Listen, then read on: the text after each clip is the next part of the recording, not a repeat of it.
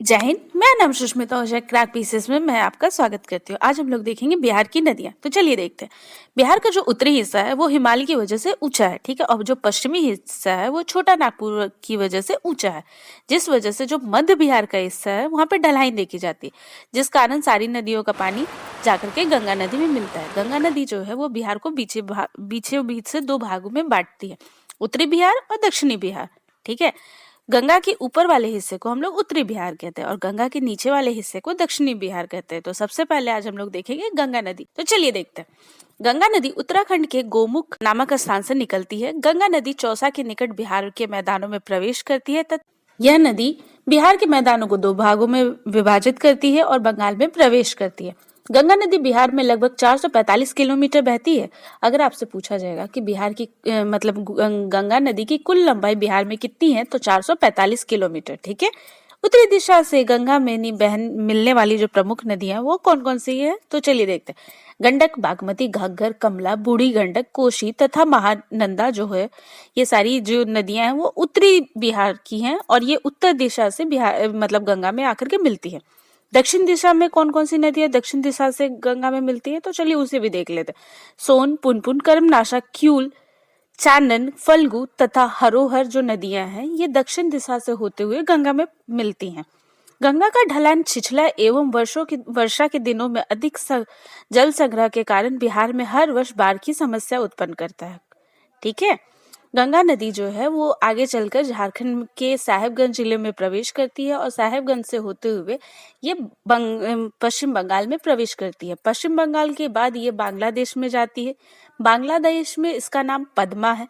आगे चलकर जब इसमें ब्रह्मपुत्र नदी मिलती है तो इसका नाम मेघना हो जाता है, ठीक है।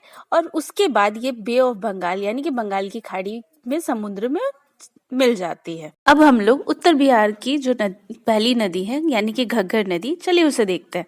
घग्गर नदी को सरयू नदी, कर्णाली या लखनदेही के नाम से भी जाना जाता है। घग्गर नदी का उद्गम तिब्बत से है। बिहार में इस नदी की लंबाई 83 किलोमीटर है। यह नदी सिवान जिले के समीप बिहार में प्रवेश करती है तथा सारण जिले यानी कि छपरा के निकट गंगा में मिलती है। अगली नदी है गंडक नदी। तो चलिए देखते हैं। उत्तर पश्चिमी बिहार की ये एक प्रमुख नदी है। यह नदी मूल रूप से नेपाल से निकलकर पश्चिमी चंपारण के पास बिहार में प्रवेश करती है।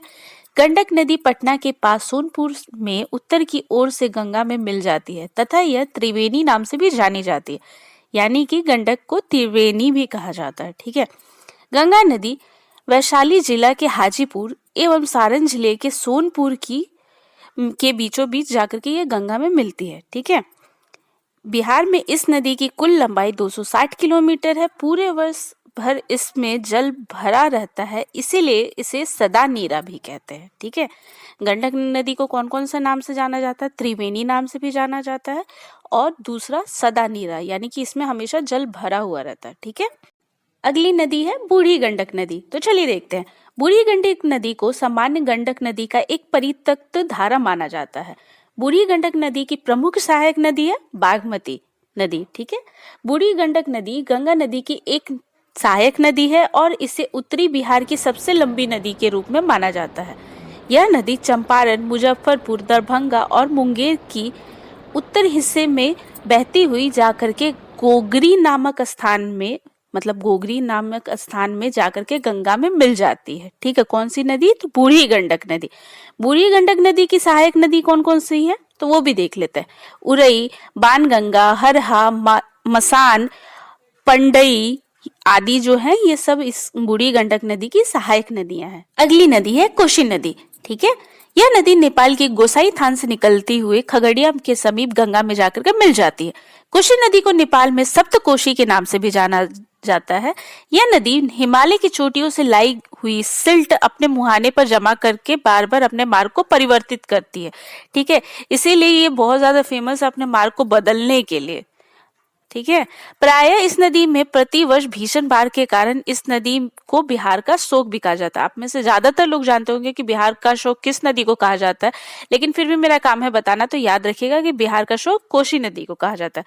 कोशी नदी की कुल लंबाई 730 किलोमीटर है।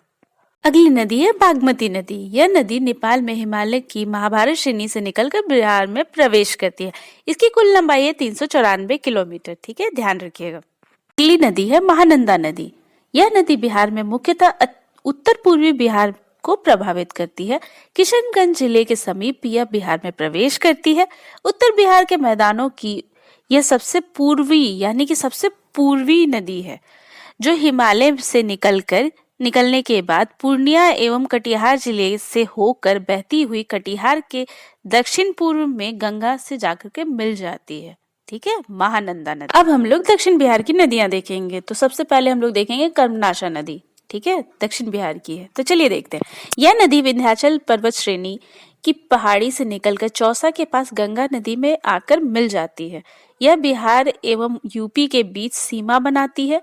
बिहार में कर्मनाशा नदी को अपवित्र नदी माना जाता है। मतलब माना जाता है कि अगर आप कर्मनाशा नदी में नहाएंगे तो आपके कर्म जो है वो मिट जाएंगे। मतलब जितने भी आपने पुण्य कर्म किए वो सारे धुल जाएंगे। इसकी कुल लंबाई है 192 किलोमीटर। कहाँ पे? बिहार में, याद रखिएगा। अगली नदी है सोन नदी। यह नदी मध्य प्रदेश के अमरकंटक नामक पहाड़ी से निकलती है। यह नदी उत्तर प्रदेश और झारखंड राज्य से होकर के गुजरते हुए बिहार के रोहतास जिले में बिहार में प्रवेश करती है। इसकी जो सहायक नदी है वो है उत्तरी कोयल नदी। यह पटना जिले में गंगा नदी में जाकर के मिल जाती है।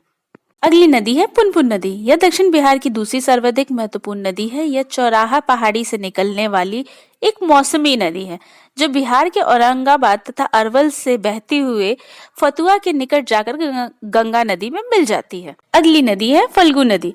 उत्पत्ति इसकी छोटी नागपुर के पठारों से होती है। इसकी लंबाई 235 किलोमीटर है। फल्गु नदी बोध गया के निकट मोहन नदी में मिल जाती है, जिस कारण इसे फल्गु नदी की संज्ञा दी गई है। ठीक है, निरंजना इस नदी की एक मुख्य धारा है। फल्गु नदी की सहायक नदी लोकियन है। अगली नदी है किउल नदी। इसका उद्गम स्थान झारखंड के गिरिडीह जिले में है।